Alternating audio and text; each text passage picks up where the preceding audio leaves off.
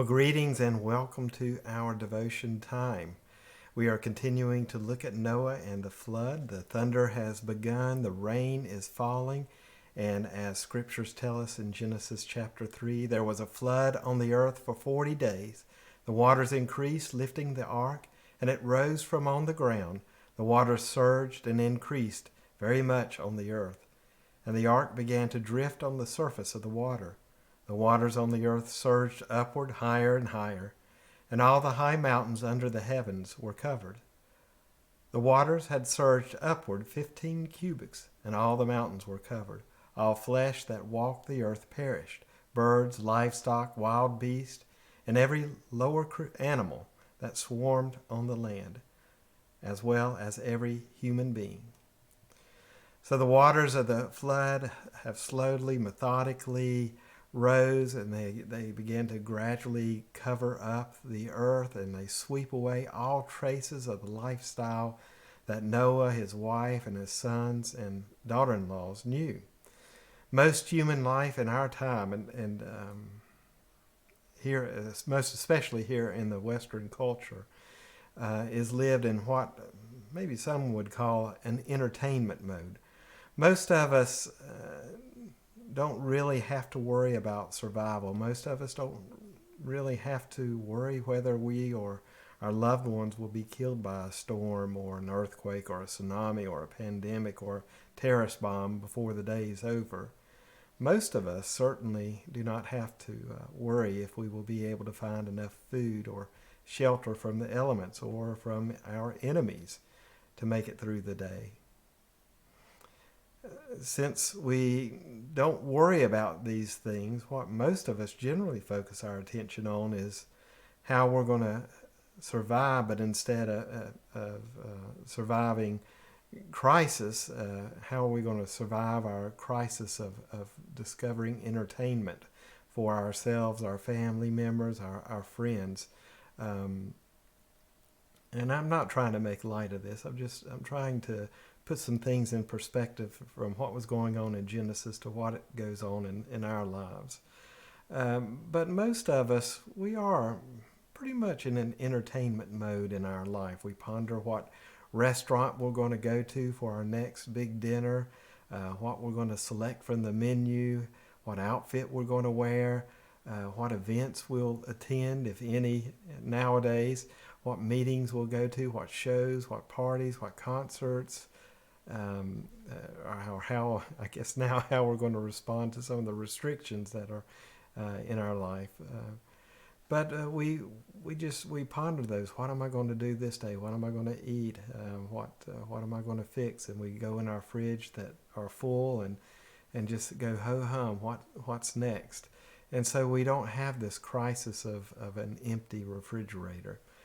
We worry about what's our next book we'll read, what's the next music we'll buy or download, what's the next email or text message we'll receive or respond to. We worry about how can we improve our skills. We think about our productivity in life, whether that be in our retirement time, the things that we want to do to make life what we consider worthwhile, or at work, or for students in school, what's productive. We worry about those things, and maybe how to get ahead in life, how to build a nest egg if possible. But from time to time, in different places in the world, usually from us, some really bad things happen. An earthquake happens, a volcanic eruption, a tsunami wipes out a whole city in a nation. A hurricane devastates, oil rigs explode, terrorists attack, angry groups of radicals bent on genocide take over the reins of a government and initiate some kind of systematic program of annihilating everyone who does not look, think, dress, or act like them. We've seen that happen around the world. And maybe some of us are thinking that now in our nation, but it's not happened yet.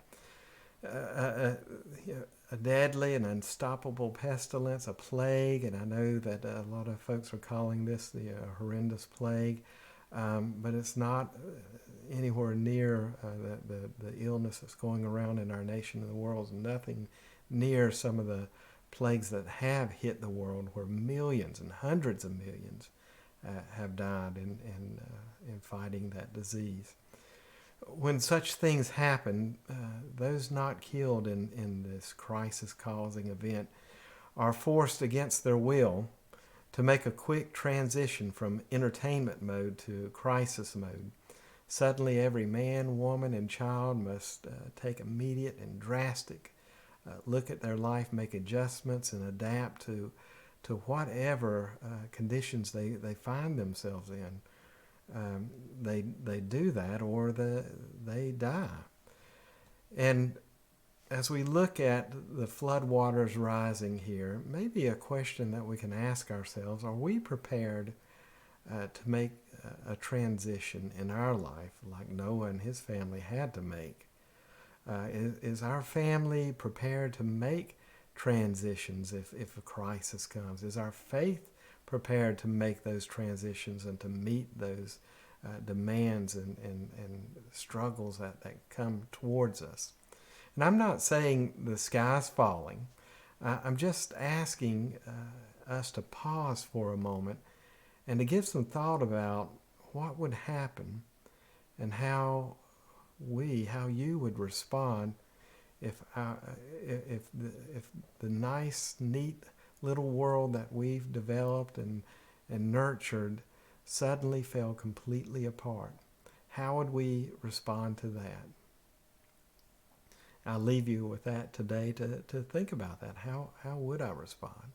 Now, I encourage you to not go this alone, but go into your prayer closet and talk to God and ask Him to help you answer that question. And I know that He will. And next time we get together, we'll talk a little bit more about that, how perhaps God began to move in Noah and his family's life. And maybe we could take some wisdom from them if a crisis ever comes our way, which again, we're staring down some events that certainly could be the case for us in our nation with COVID and with the unsettling of our government at this time.